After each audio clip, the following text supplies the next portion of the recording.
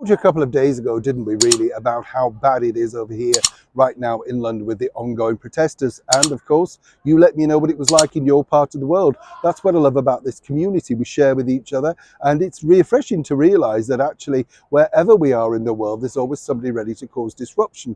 Always at the expense of others. You see, what they don't realize is, while they're sort of anti-government or anti-this or Just Stop Oil or Extinction Rebellion, it's the hard-working people that get affected.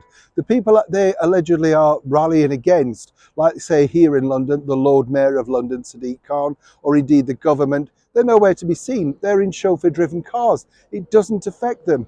And actually what I found fascinating was, on that particular demonstration, there was very little media. They're not really interested. The media move on quite quickly because they realise that it just angers people watching it. It's not good for ratings. And as I pointed out also, one of the protesters recently came into the studio where I am based and, thought she was going to get this big interview.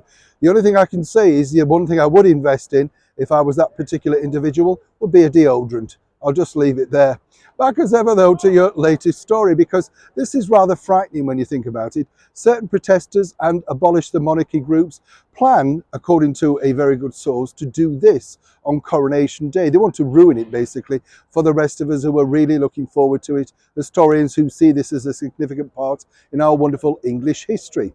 You see, the plan, according to a source, and as ever, we have to say allegedly, but this is out there in print, is that they plan to throw firecrackers and things that will spook the king's horses, or indeed perhaps Princess Anne's horse, who's just been given a wonderful role within that ceremony. Now, I don't know about you, but you can tolerate people against each other.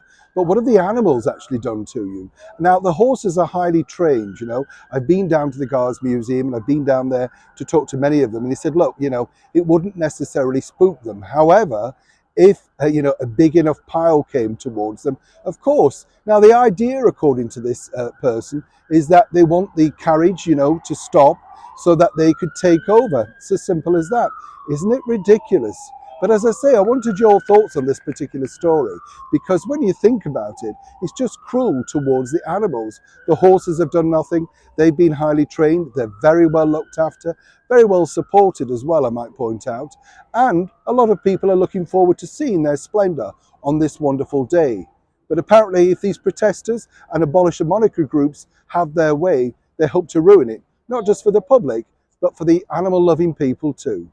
As ever, it's a developing story, and when I know more, you'll know more. Neil Sean in the very heart of London.